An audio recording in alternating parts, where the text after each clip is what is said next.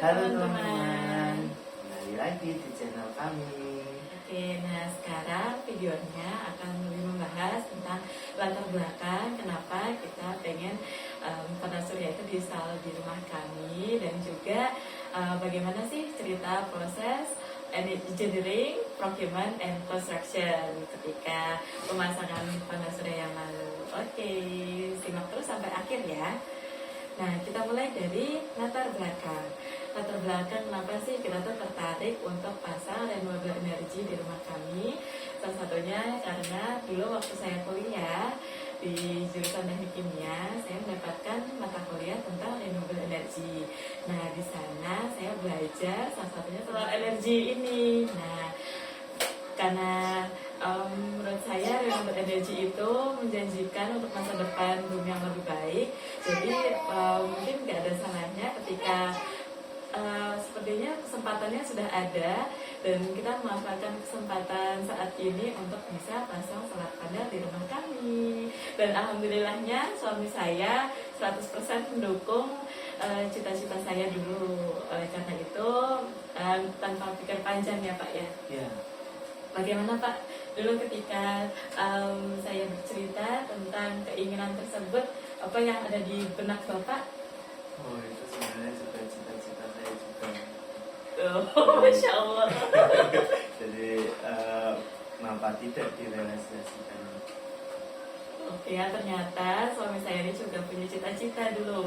Kebetulan background suami saya ini adalah teknik fisika. Nah, oke, sekarang saya ingin memulai dengan bagaimana kita memulai mini project kita kemarin.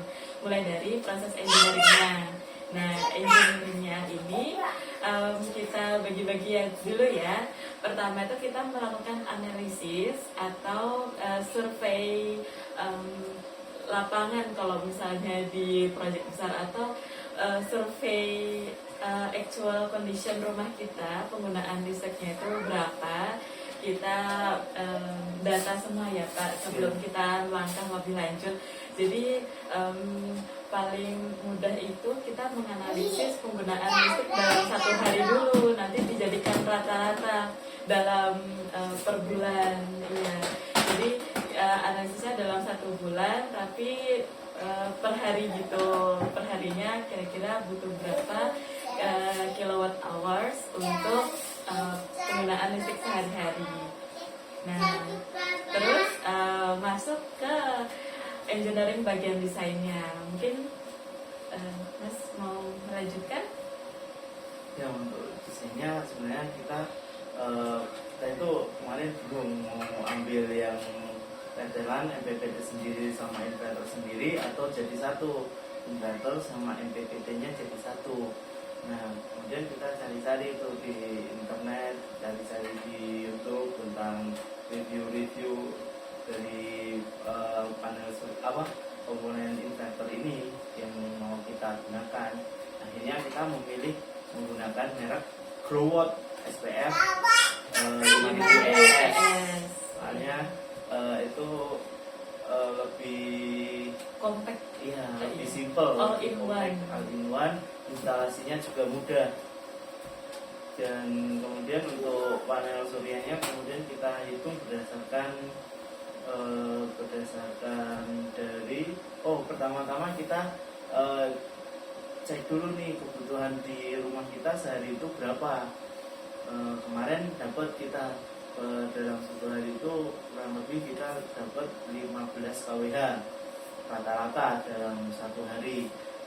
Dari situ kita buat perhitungan untuk nanti mendesain berapa banyak sih baterai yang kita perlukan, sama berapa besar panel surya yang kita perlukan. Nah, kemudian kita belajar lagi tentang itu lama penyinaran matahari di Indonesia. Optimum ya. Yang paling optimum. Kita pakai itu 5 jam untuk perhitungan ini. Ya. Jadi dengan 5 jam itu asumsi dari jam 10 sampai jam 3. Jam 3 itu kurang lebih kita bisa dapat berapa kWh. Tuh. Aku mau menambahkan, kemarin juga salah satu pertimbangan di sana itu adalah pemilihan baterai. Nah, baterai ini kan di luaran juga bermacam-macam ya. Ada yang dari aki, ada yang dari litium, ada juga VRLA itu aki kering. ya aki kering, aki basah juga ada. Iya, itu kecil-kecil sambung-sambung. Nah, terus ada juga kan litium ini, dan kita akhirnya pilih litium sebagai baterai untuk menyimpan energi yang berlebih dari penangkapan sel suryanya itu. Nah, kenapa sih kita pakai litium? Karena dari segi efektivitas, kemudian keringkasan, terus juga dari segi keamanan, maintenance, menurut kami sejauh ini baterai litium masih yang paling unggul sih di antara yang lain. Jadi kami memutuskan untuk menggunakan baterai litium. Nah, kenapa kita pilih ZTE? Ini juga nanti di bagian evaluation kita tuh comparison antara beberapa merek.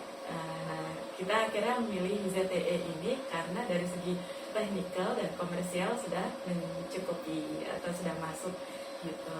Terus juga dari segi desain ada lagi pemilihan panel surya. Panel surya itu kita memilih brand dengan kualitas yang di atas rata-rata ya Pak ya. Termasuk kalau supplier solar panel itu biasanya menyebutkan tier 1. Tier 1 itu sebenarnya bukan peringkat, tapi lebih kepada pengalaman si vendor supplier dalam menyuplai proyek-proyek besar di seluruh dunia. Oleh karena itu kita mengumpulkan tuh beberapa supplier panel surya yang punya pengalaman tier 1 itu tadi. Salah satunya brand yang kita pilih yaitu JA Solar Panel. Sebenarnya ada sih yang bagus-bagus yang lainnya, tapi secara cost dan kualitas ya JA Solar cukup untuk memenuhi kebutuhan pada surya kita. Ini kan kita memang sengaja untuk merenovasi lantai 2 di rumah kami agar bisa si solar panel tersebut paling tinggi letaknya di antara lingkungan sekitarnya, karena juga secara desain panel surya itu tidak akan bekerja optimal ketika mendapatkan bayangan dari lingkungan sekitarnya. Iya, pohon aja juga bakal mengganggu penangkapan sinarnya. Oleh karena itu memang dianjurkan untuk meletakkan solar panel itu dalam ketinggian yang lebih tinggi daripada sekitarnya. Terus juga kemiringannya kemarin ya kita pelajari dari beberapa jurnal internasional kalau kemiringan itu lebih baik antara 15 atau 10 ya sampai 30 derajat. Nah, kenapa sih harus miring kayak gitu? Karena agar mencegah terjadinya genangan air ketika air hujan itu membasahi solar panelnya itu gitu. Jadi kalau misalnya turun hujan itu nggak ada yang mengenang. Kalau pernah melihat nggak ya air yang menggenang di suatu tempat secara terus-menerus itu tuh pasti ada bekasnya. Nah, itu tuh juga bisa mempengaruhi efektivitas penangkapan sinar dari sel suryanya itu sendiri gitu. Nah, jadi kita kemarin desain untuk rumah 15 sampai 20 sih. Itu menurut kita udah cukup. Oke. Soalnya kalau misalnya semakin curam ya kemiringannya itu tuh juga ini nanti susah tangkapannya. Soalnya kan kita fix, kecuali kalau mau pakai yang adjustable ya ada bisa adjustable. Jadi ngikutin tracking namanya, tracking cahaya matahari. Karena kita fix, jadi kita nyari yang sudut paling optimal untuk penangkapan mataharinya. Jadi pagi bisa dapat, siang optimal, sore juga masih ada dapat lah cahaya mataharinya. Iya, oke. Dan terus juga arahnya. Nah, arahnya si panel surya ini tuh juga tertentu nih. Misalnya untuk bisa menangkap di 2 waktu yang berbeda, pagi dan sore itu kan harus seimbang ya, antara keduanya gitu. Jadinya lebih baik dianjurkan itu menghadap utara atau menghadap selatan gitu, karena posisinya Indonesia yang berada di khatulistiwa seperti ini gitu. Oke. Daya kapasitas dari PLN juga itu perlu dipertimbangkan kan Pak untuk pemilihan Ya, inverter. untuk pemilihan inverter. Iya. Sebenarnya kita kemarin mau ambil yang ada dua pilihan sih dari kilowatt, yaitu SPF 3500 ES sama SPF 5000 ES. Itu dayanya itu. Jadi kalau yang 3500 ES itu 3,5 watt, 3,5 kilowatt. Dan kalau yang 5000 itu berarti 5000 kilowatt. Nah, di situ kita karena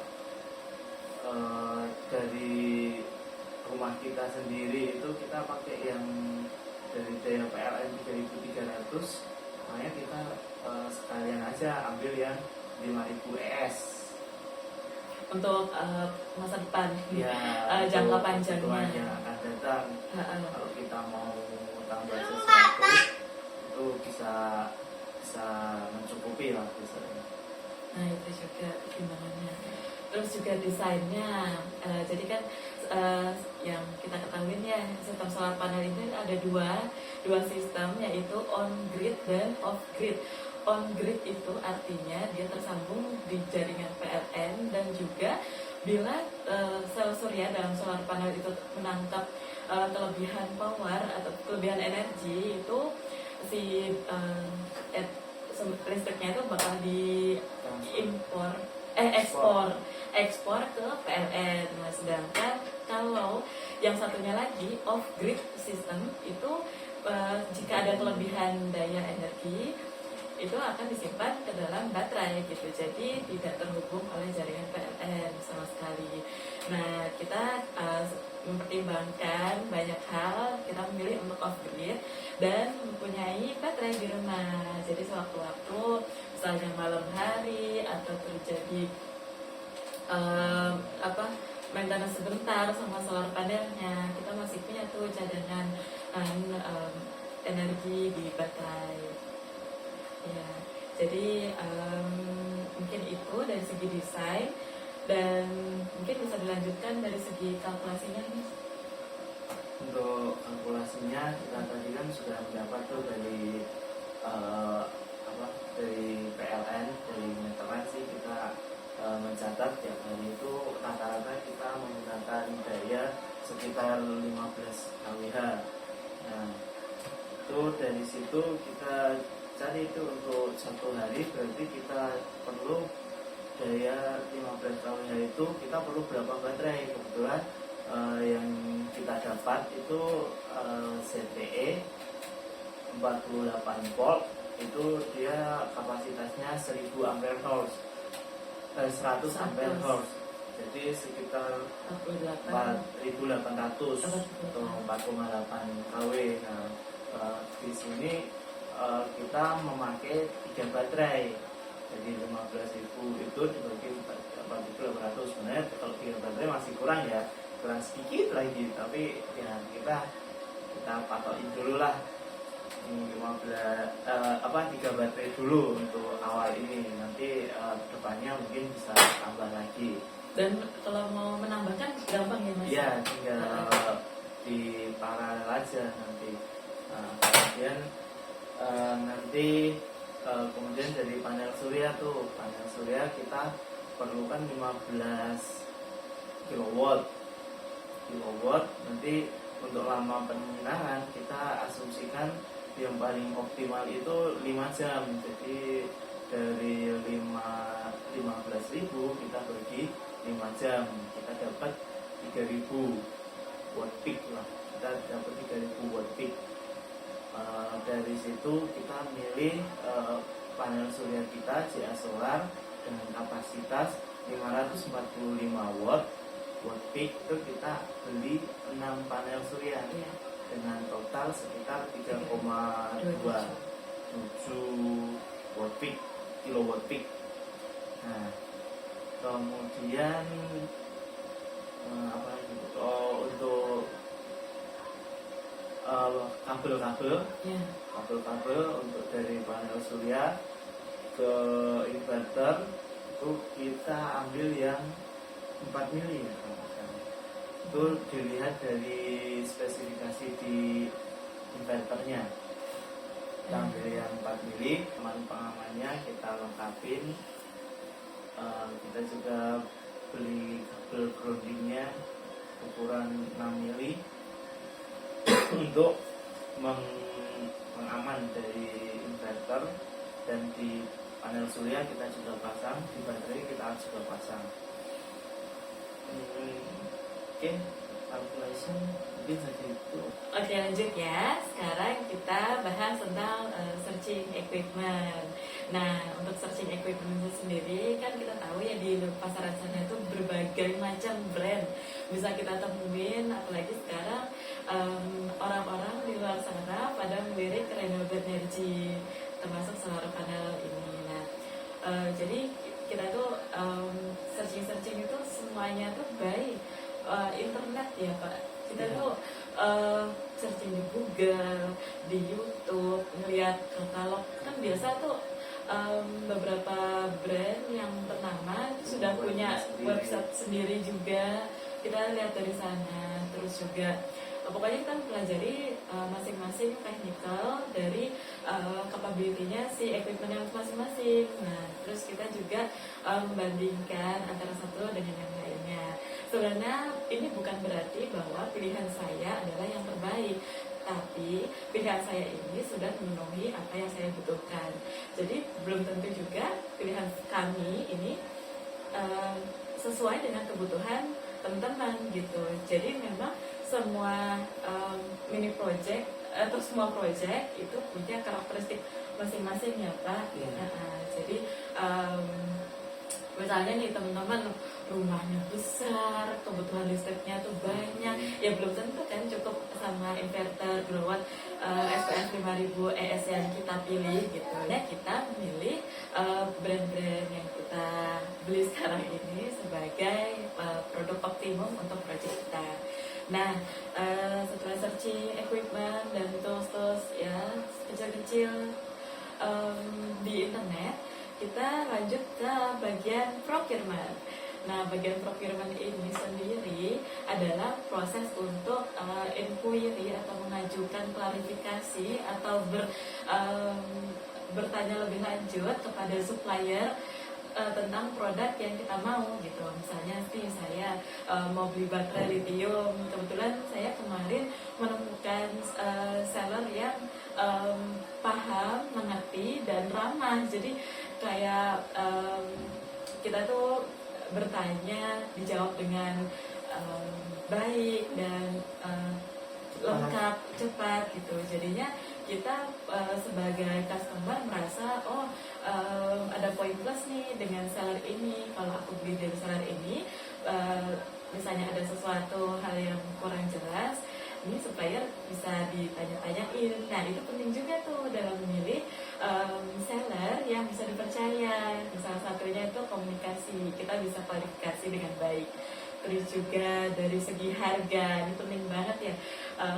Di luar sana itu tuh range harga itu beragam sekali, mulai dari yang paling murah sampai yang paling tinggi. Kita tuh harus cari win-winnya di tengah itu. Maksudnya dari segi harga, kualitas, kemudian jarak. Ini jarak ini penting banget. Nah, sebenarnya aku tuh kemarin sempat ada rencana untuk impor langsung dari negara asal pembuatnya, tapi terbentur oleh shipping requirement yang hanya boleh beli satu kontainer. Masih ingat Pak? Ya. Ya, jadi harus beli 31 pieces solar panel. Sebenarnya itu kita cuma butuhnya 6. Iya, padahal kita cuma butuhnya 6, bayangin. Jadi sebenarnya ada hal-hal seperti itu yang harus dipertimbangkan ya. Walaupun kalau impor dari luar itu jatuhnya ya relatif sedikit lebih murah, tapi kayaknya lebih worth it ketika kemarin tuh kita beli di dalam negeri aja, dan sellernya itu juga udah jelas gitu, memang supplier resmi dari supplier utamanya di negara pembuat itu. Nah, terus juga setelah kita inquiry, technical clarification sama vendor, kemudian tawar menawar ya, masalah garansi juga. Iya, masalah garansi juga perlu ditanyakan. Soalnya kita nggak langsung pasang kemarin, jadi Nah, kita ya. nunggu lantai 2 Renovasi jadi dulu baru kita pasang. Ya. Makanya kita minta garansinya yang agak panjang kemarin itu, soalnya ya itu karena nggak langsung pasang, kita juga nggak tahu kan mau langsung dibongkar juga tempatnya sempit.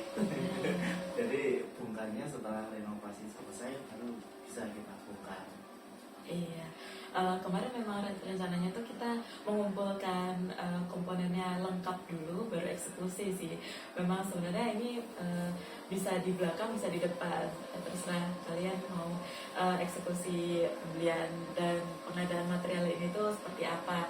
Apakah tempatnya ready dulu baru kalian beli, atau berjalan barengan gitu. Nah, kalau mau berjalan barengan seperti kami kemarin, proses garansi yang minta agak lama dari supplier ini diperlukan.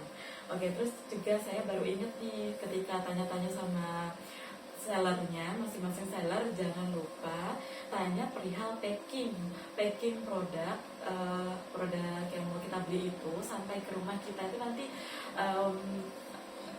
lewat jalur apa, jalur darat atau udara atau laut, terus juga di packingnya seperti apa.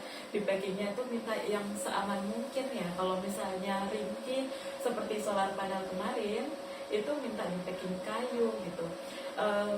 Di sini juga ada ini juga sih, kemarin itu saya tuh melobi si sellernya agar bisa memberikan packing seaman mungkin dengan biaya seminimal mungkin. Jadi alhamdulillahnya solar panel itu di packing bubble wrap, kemudian kayu. Nah, kalau benar-benar aman, dan ya itu memang harus di lobby sama si sellernya itu gitu. Kalau misalnya kalian nggak yakin, minta mereka menjelaskan pengalamannya untuk project-project yang sebelumnya gitu. Misalnya mereka sudah pernah punya pengalaman supply kemana, gimana cara packingnya dulu waktu supply ke project yang sebelumnya, ya seperti itulah. Nah, itu penting juga ya diperhatikan, karena ke kualitas packing ketika shipping itu menentukan produk itu selamat sampai ke tangan kita apa enggak ya. Karena semua barang yang kita beli ini adalah online dan belinya di marketplace gitu. Jadinya ya kita perlu klarifikasi lebih lanjut. Terus juga setelah kita tanya-tanya, kita udah serap sama seller tersebut produk yang mau kita beli apa, harganya berapa, oke, langsung check out. Nah, setelah di check out, kita juga perlu menunggu ya sampai barangnya tuh sampai di tangan kita. Ya biasanya sih pakai kargo-kargo yang di dalam negeri yang sudah terpercaya. Terus juga lanjut, mungkin sudah selesai procurement-nya, sekarang ke tahap construction. Tahap construction ini dimulai dari pengangkatan si solar panel yang paling besar ini dan berat ya. Beratnya itu kurang lebih 30 kilo. Ya, 30 kilo untuk satu piecesnya, lebar sekali, 1,1 kali 2,3. Nah, itu nggak bisa sendiri, betul. Jadi kemarin kita memang planning dari awal, ini kita harus minta tolong sama tukang yang membangun renovasi lantai 2 kita gitu. Jadi tukangnya itu sendiri manage 6 tukang untuk pengerjaan pengangkatan solar panel tersebut gitu. Jadi butuh 6 tukang.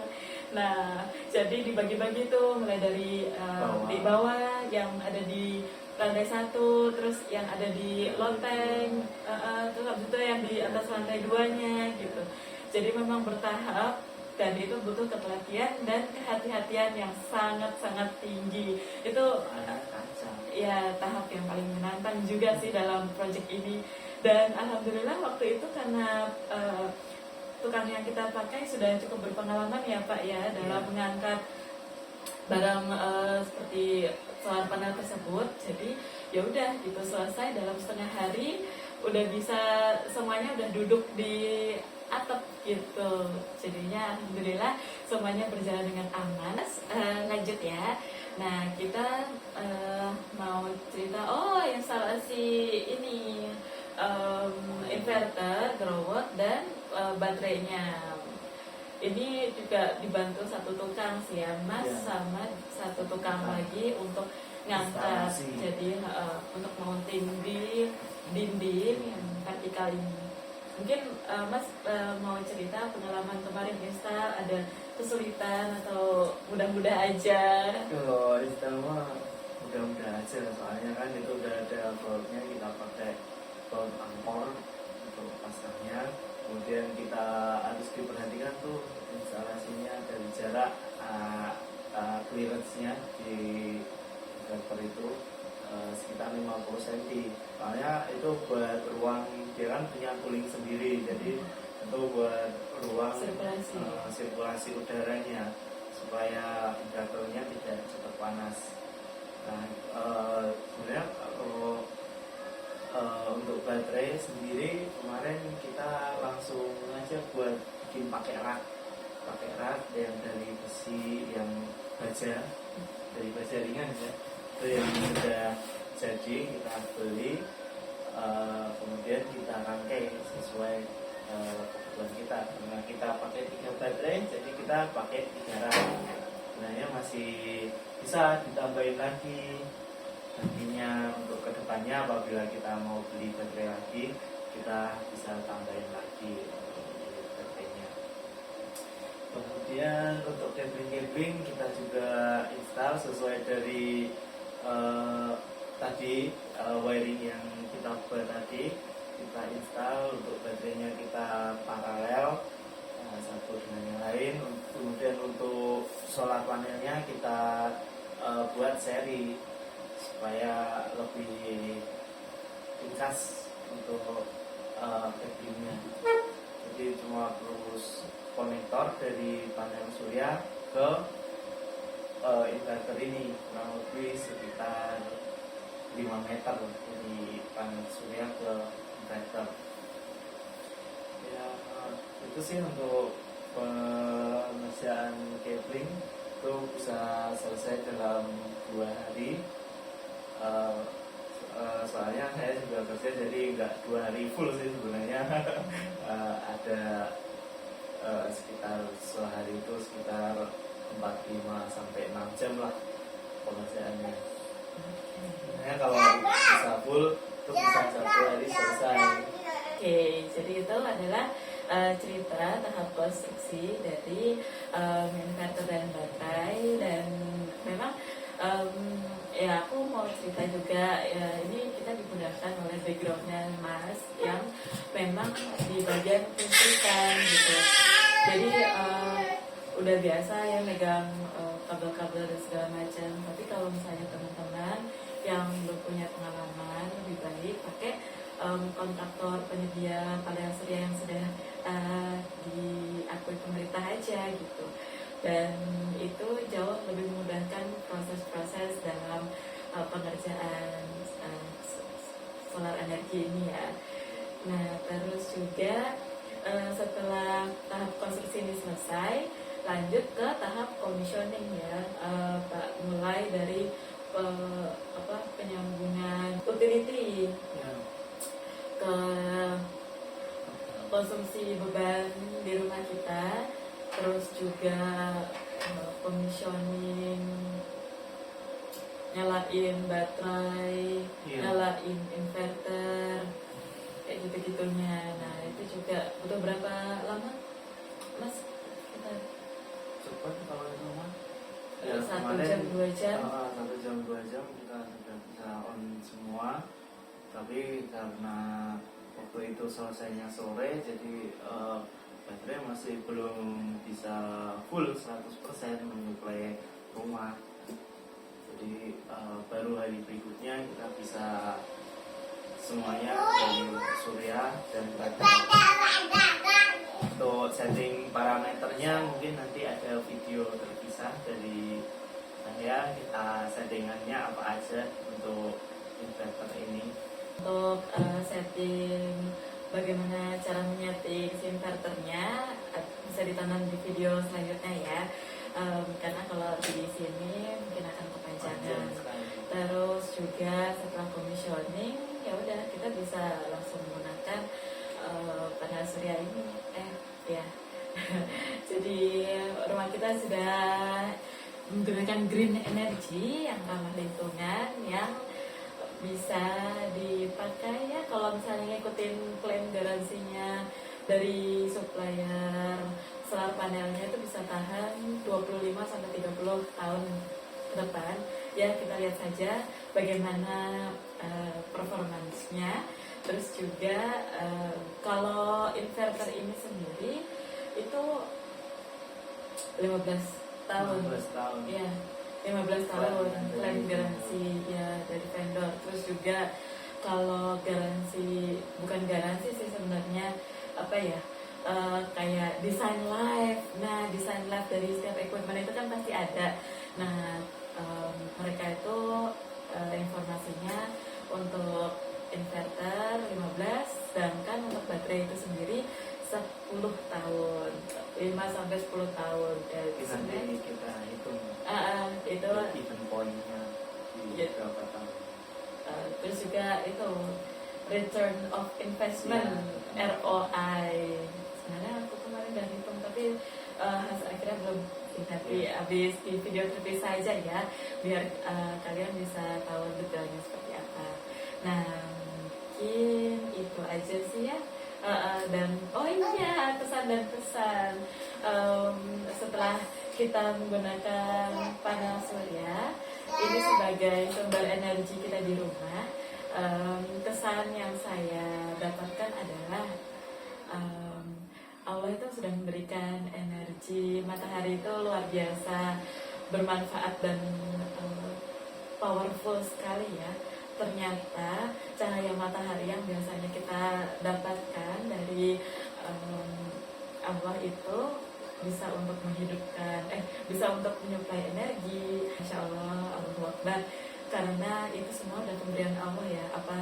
Kenapa enggak kita manfaatkan dengan sebaik-baiknya? Dengan adanya solar panel energi surya ini tuh kita manfaatkan rezeki rahmat dari Allah juga ya Pak ya.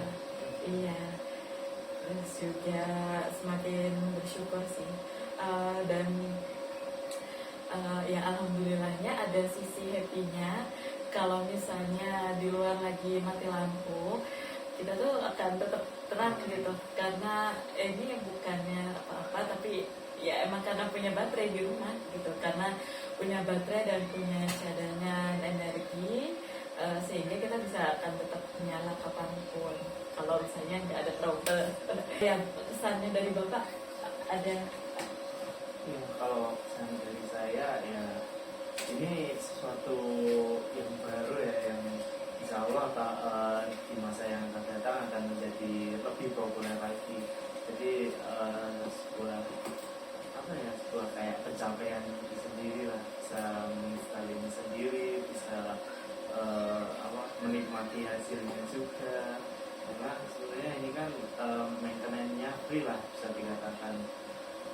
Jadi kayak ya udah tinggal pasang, tinggal di situ kita menikmati aja anugerah dari Allah ini yang sangat-sangat berlimpah. Apalagi kita di daerah Katulistiwa yang lama penyinaran itu bisa sampai 12 jam, itu sangat luar biasa sih sebenarnya potensialnya. Alhamdulillah ya Pak ya. Iya. Bapak ada pesannya? Mulailah sekarang. Oh, mulai sekarang. Oh, Masya Allah ya. Mulai Betul itu. paling potensial, apalagi di negara kita, di negara Katulistiwa